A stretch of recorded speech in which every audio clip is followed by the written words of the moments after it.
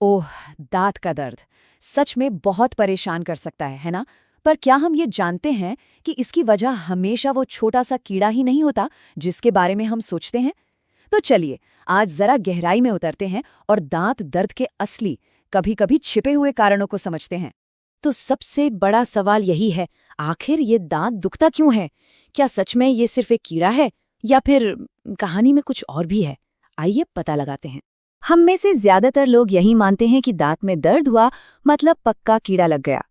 लेकिन सच कहूं तो ये पूरी कहानी नहीं है। वजह हमेशा सिर्फ कीड़ा नहीं होती, और भी कई कारण हो सकते हैं, और सही कारण को पहचानना ही सही इलाज की तरफ पहला और सबसे जरूरी कदम है। ठीक है, तो शुरुआत सबसे आम वजह से करते हैं, मतलब हमारा यूजुअल सस्पेक्ट, दांतों में कीड़ा लगना, या जिसे डॉक्टर्स की भाषा में डेंटल कैरीज कहते हैं। देखिए, जब दांत में कीड़ा लगता है ना, तो इसकी शुरुआत अक्सर बहुत हल्की होती है। कुछ ठंडा, गरम या मीठा खाया और एक हल्की सी झंझनाहट हुई। लेकिन अगर हमने इसे चलता है सोचकर नजरअंदाज कर दिया, तो यही छोटी सी सनसनी एक लगातार बने रहने वाले दर्द में बदल जाती है। तो फिर इसका इलाज क्या है? अच्छी खबर यह है कि अगर शुरुआत में ही पकड़ में आ गया तो एक सिंपल सी फिलिंग से काम चल जाता है।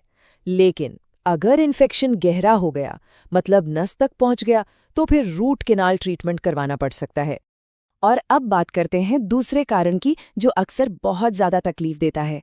ये है दांत की नस का इन्फेक्शन। इसे पल्प इन्फेक्शन भी कहते हैं। और यकीन मानिए, ये एक अलग ही लेवल का दर्द है। इसके लक्षण बिल्कुल अलग होते हैं। ये दर्द अक्सर रात में बढ़ जाता है, इतना कि सोना मुश्किल हो जाता है। और एक बहुत खास पहचान है इसकी, दर्द में एक धक-धक, एक धड़कन जैसी महसूस होती है। ये एक बिल्कुल साफ इशारा है कि इन्फेक्शन दांत की नस तक पहुंच चुका है। ऐसी हालत में बचने का सिर्फ एक ही असरदार तरीका है, और वो है रूट कैनाल ट्रीटमेंट। इससे इन्फेक्शन वाली नस को हटा दिया जाता है और दांत को बचा लिया जाता है। हमारा तीसरा कारण दांत के अंदर नहीं, बल्कि उसके आसपास है। जी हाँ, हम बात कर रहे हैं मसूड़ों की बीमारी की, जिसे गम डिजीज भी कहते हैं। सोचिए, अगर इमारत की नींव ही कमजोर हो जाए तो। इसके संकेत बहुत साफ होते हैं, जैसे रोज सुबह ब्रश करते समय मसूड़ों से खून आना, उनमें सूजन या लालपन दिखना। और अगर बीमारी ज्यादा बढ़ जाए तो दांतों का हिलना तक शुरू हो सकता है। ये दिखाता है कि प्रॉब्लम दांत को पकड़ने वाली नींव में ही है। इसका इलाज दो हिस्सों में बटा है। एक तो प्रोफेशनल क्लीनिंग, जिसे स्केलिंग कहते हैं, और दूसरा घर पर दांतों और मसूड़ों की एकदम सही तरीके से सफाई। मतलब आधा काम डेंटिस्ट का और आधा हमारा। अच्छी आदतें यहाँ बहुत जरूरी हैं। और अब आते हैं चौथे और बहुत ही मशहूर कारण पर, जिससे बहुत से लोग परेशान रहते हैं।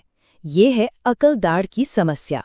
होता क्या है कि जब अकल दाढ़ को निकलने की पूरी जगह नहीं मिलती, तो वो टेढ़ी मेढ़ी निकलती है। इससे मुंह के एकदम पिछले हिस्से में तेज दर्द होता है। कई बार तो मुंह खोलना भी मुश्किल हो जाता है, और ये दर्द फैलकर कान तक पहुंच जाता है। तो अब तक हमने 4 अलग-अलग कारण देखे। इससे एक बात तो बिल्कुल साफ है, हर दांत का दर्द एक जैसा नहीं होता। दर्द का तरीका, उसका पैटर्न, असल में हमें उसकी असली वजह के बारे में बहुत कुछ बताता है।